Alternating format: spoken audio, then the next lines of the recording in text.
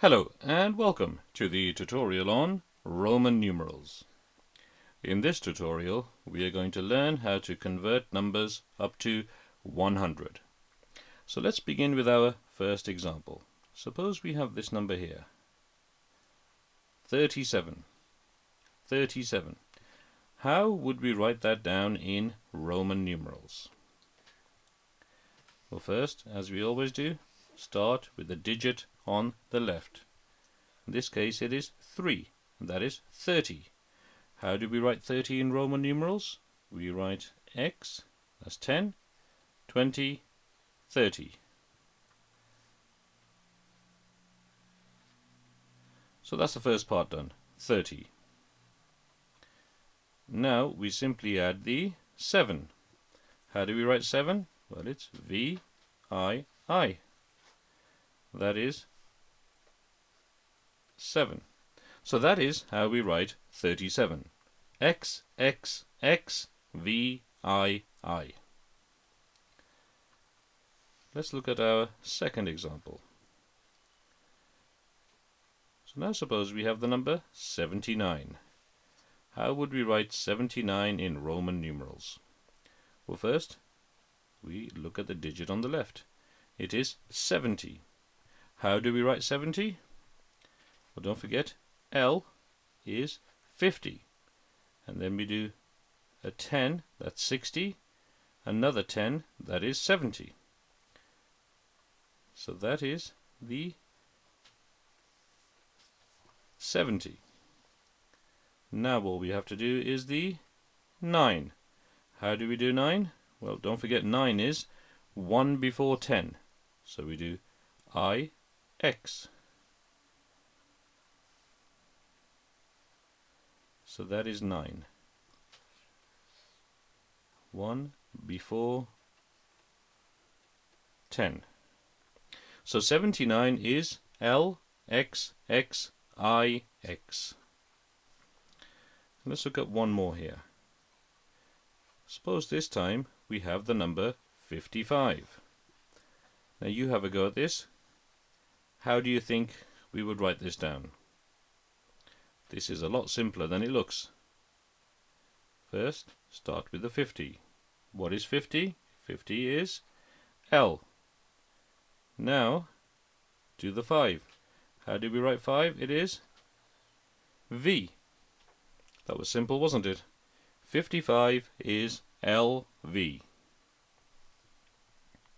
Now on this side, we're going to do the reverse. We're going to write the Roman numerals and then work out what number they represent.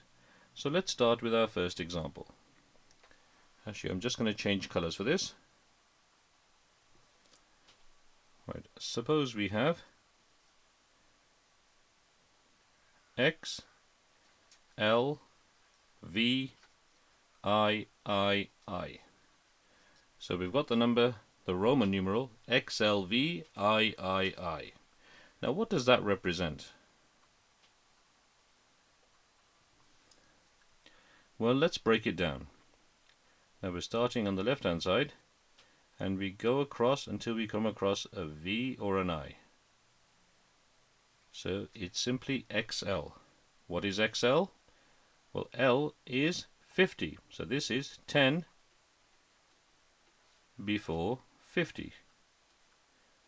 10 before 50 is 40.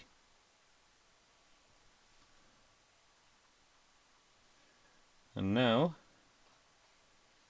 all we do now is the units, which is VII. What number is that? Well, that is 5, and then you've got 6, 7, 8. Each of these represent 1. So that is 8. So this number,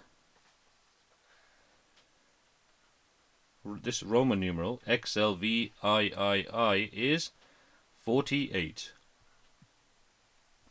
48. Now again, they look complicated because they're quite long, the Roman numerals, but they are easy to work out. Let's look at our next example. This time we've got X, C, I, I, I. Now what number does that represent? Again, we start on the left hand side And we keep going until we come to either I or V. There we go. It is XC. Now what is XC? Well, we know that C is 100. And this is 10.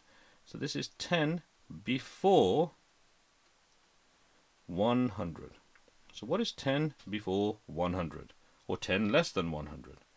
That is 90.